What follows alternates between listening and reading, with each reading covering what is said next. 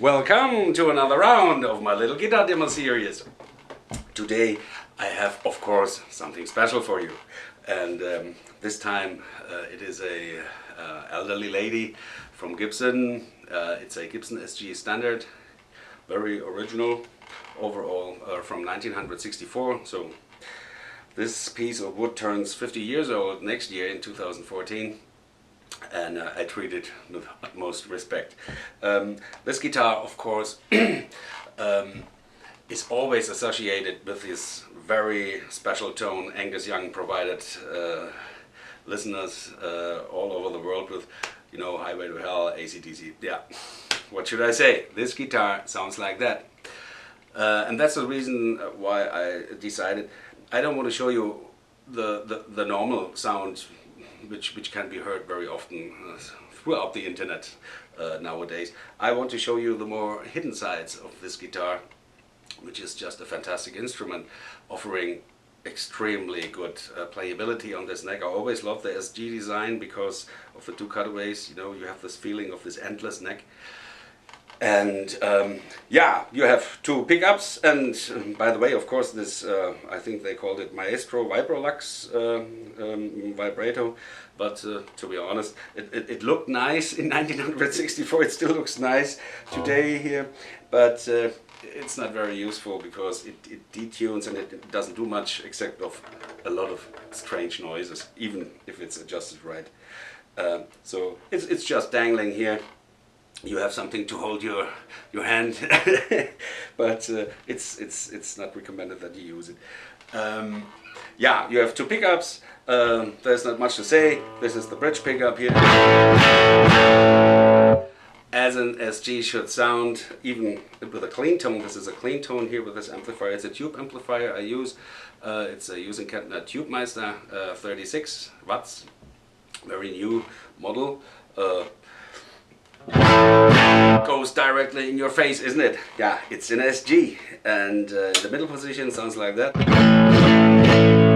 Has immediately more bass, a lot of bass, and it becomes even more when you go just to the neck pickup. It's very dark and warm and round sounding, and I even have the treble control here cranked fully up. But when I bring it down and put in here some little reverb and a nice little delay, we're in the year 2013, so we have nice devices, so we use them. So listen to that.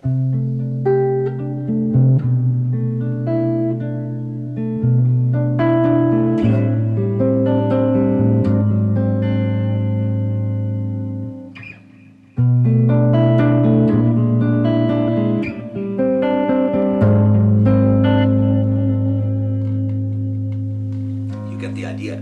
It's very warm and jazzy, isn't it? And it's very useful for the style of music. You can play very melodic stuff on this guitar because it offers a lot of sustain. Only drawback is that the pickups are rather microphonic, so if you go very high with the distortion, I push the knob here that you get an idea what I mean, then you will hear that it is. See, you don't have to do much. You don't have to do much to make it squeak and feedback. But if you have a little bit of control over your electronics and don't look for the very high gain distorted sounds, this guitar is total satisfaction. And what I also like about it, I turn just the reverb and delay off here, is this plop which unfolds when you do this, which becomes even more extreme when you go to the middle position.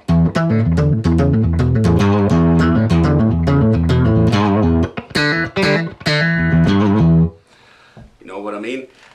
It's a very massive plop you don't get with every guitar which has the same pickup configuration. It's just a speciality of this SG here. So, and before I talk too much, I just give you a few sound examples enjoy the sounds, the hidden sounds.